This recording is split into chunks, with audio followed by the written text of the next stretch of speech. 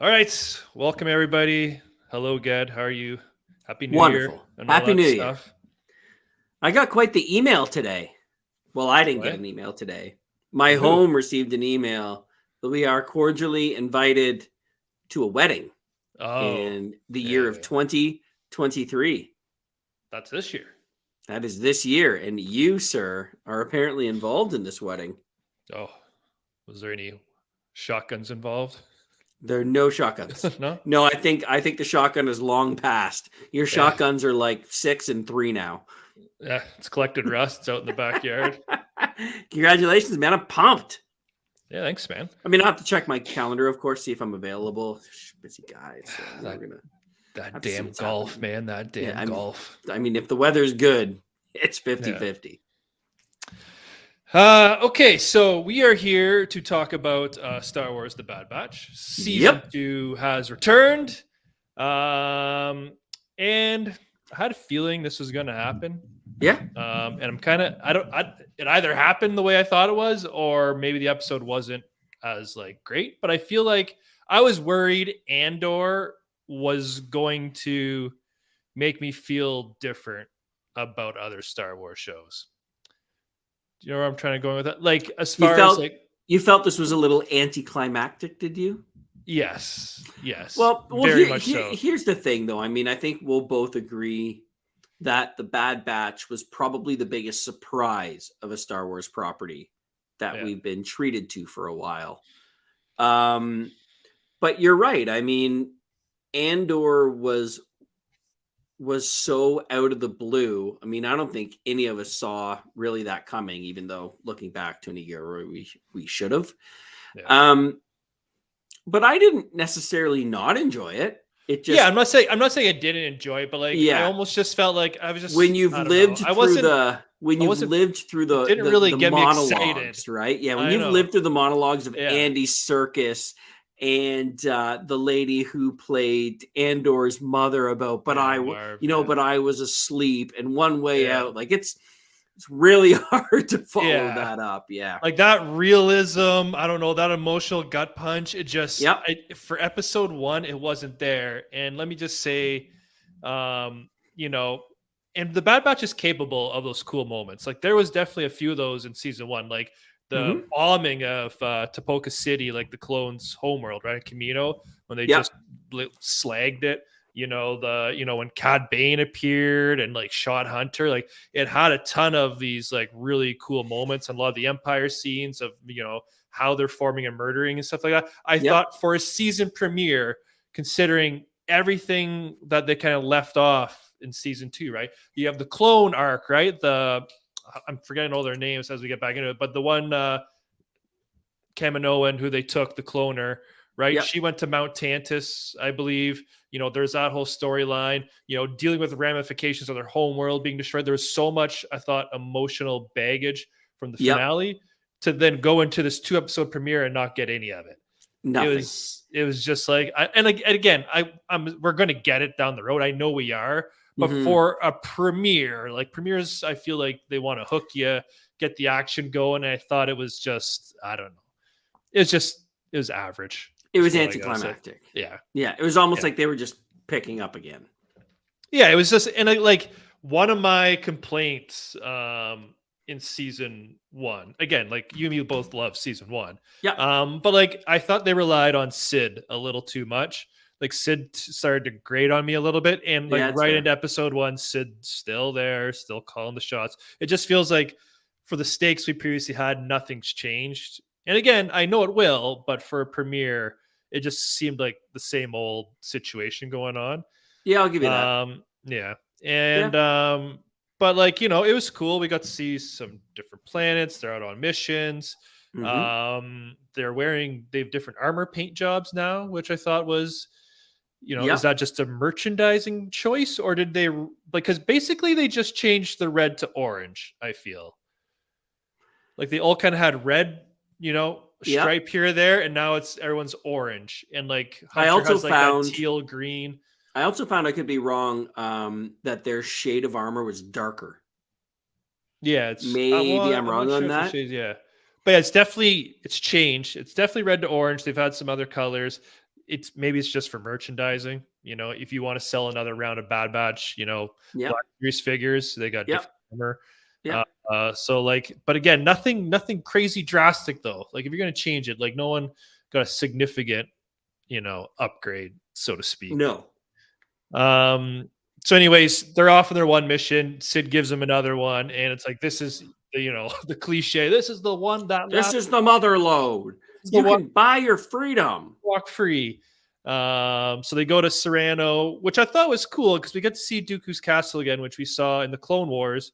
With that, there's been a lot of Dooku hype, with the Tales of the Jedi that's come out lately. They're relying a lot on Dooku. Yeah, I like this. Yeah, and then which I thought was cool, but then again, the underwhelming part of it is they literally have 3 massive ships full of shipping containers of his spoils of war. Yep, and all we get to see are some credits and jewels, just saying about just in Luthen's storefront, there was all those Easter eggs and stuff like that. I was expecting oh man, Dooku's gonna have some crazy stuff in there, and they just nothing. Not even not even the tiniest of Easter egg anywhere. Nothing from Dathomir. There's so nothing from Jedi relics from when he was in the Order.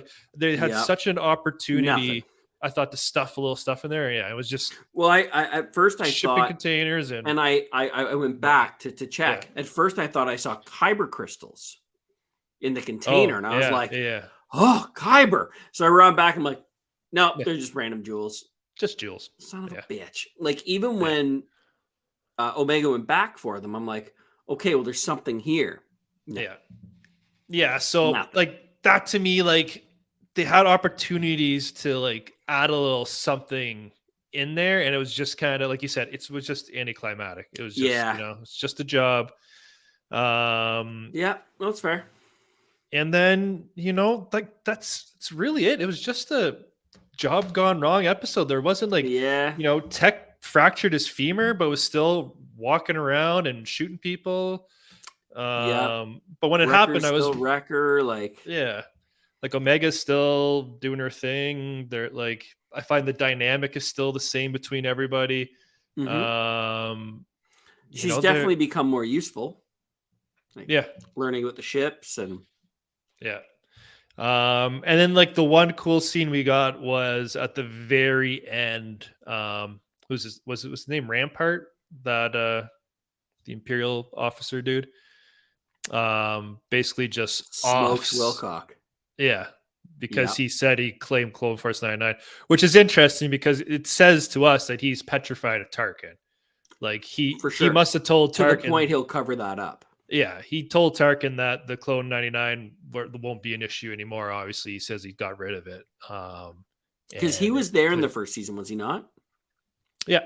Rampart, yeah.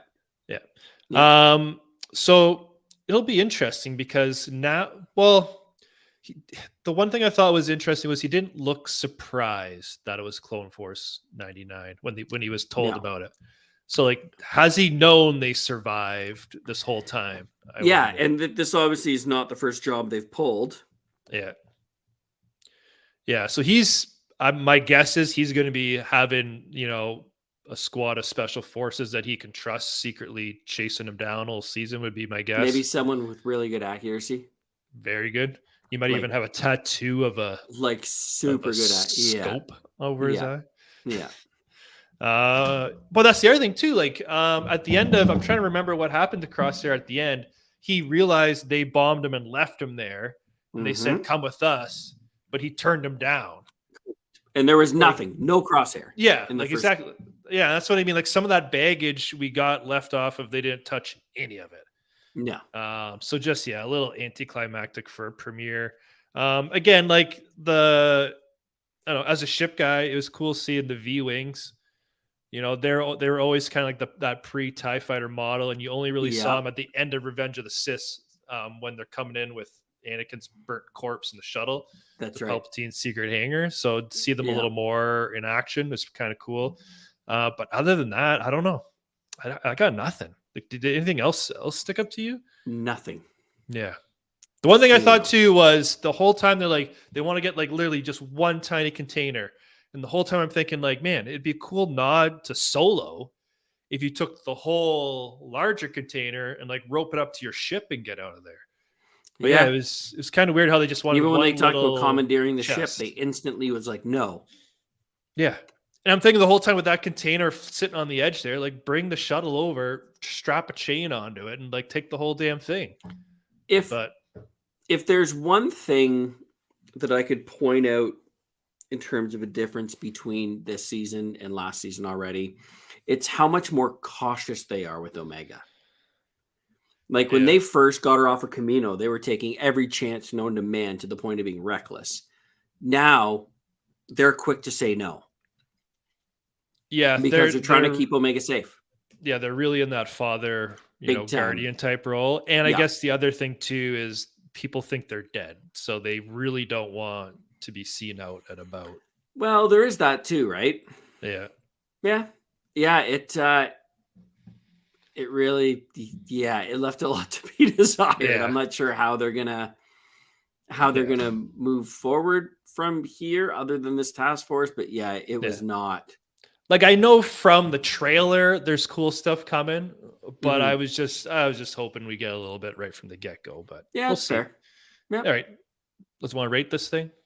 Yeah, do I have to go first on this one? Yeah, you gotta go first. Let's see how different. 6-8. 6-8. Yeah, 6-7. Like I can't even touch the. You know what? I'm going 6-7.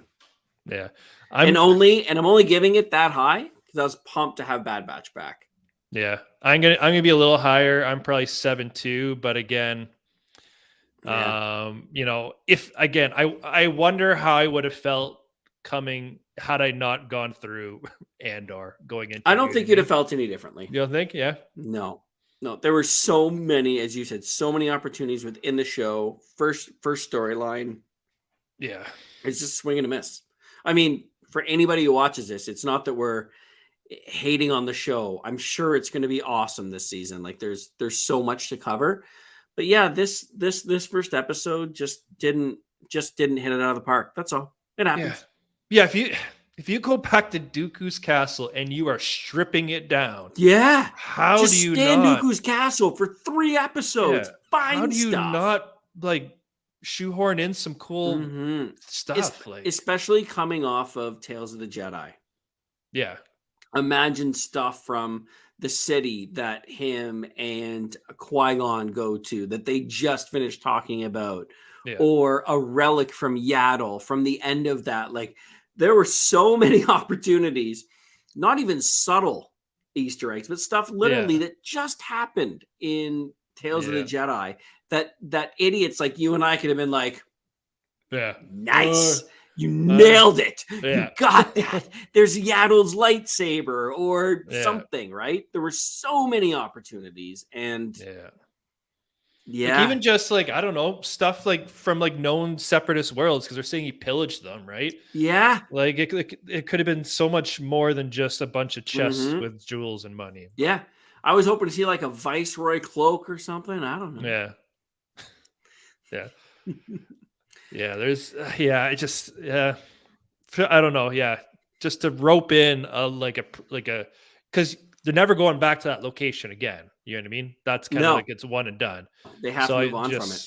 Yeah, they just they could have unless so much unless more. They're going to follow it. Yeah, because the way they set that story up, that could have took place on any random ass backwater planet. Yeah, they should not have wasted it on Dooku's castle. And you stage it on Serrano and you do nothing with it. Yeah. But again, it's the premiere. Too bad it was a little underwhelming for us, but I know, we love season 1. We know it will get better. Let us know in the comments what you thought of the premiere. Are we way off base, or, you guys kind of feel the same? Yeah. Did we miss something? Yeah. And I don't know, did the expectations of what Andor put on you, now you kind of hold everything to that same standard? Although Andor wasn't, for better or worse, wasn't really a highly rated show, though, was it? From Star Wars perspective? Oh, was it? Okay, yeah. There's people, there's like IGN and other sites that are like calling Andor like the best TV show, like not just Star Wars, best TV show of 2022. Yeah, I mean, which is crazy praise. Bold statement with Ring of Power and obviously the House of the Dragon, but I mean, it was incredible. Yeah, there was a lot of good stuff last year. It's definitely in my top, probably my top 5 easily. 100%. But yeah, no, it'll be interesting to see where they go from here. And I got, the other thing too is it was going from live action back to animation, and like I love animation, but again, it was like you felt like you're like gearing down a little bit. Yeah. But yeah, we'll see what they do with it. Yep, fair enough. Yeah. All right, everyone. Right, we'll see you all. Yeah, we'll see you all next Wednesday for the Bad Batch, and hopefully on Monday we'll be streaming on Ged's channel for another. Yeah, have we decided the Tankaroo we're gonna blockbuster bomb? Yeah, have we decided on the blockbuster bomb yet? Well, when we end this stream, let's go through the list and find one that's on one of the streaming services we have. All right. All right. Peace out, Cheers. everybody.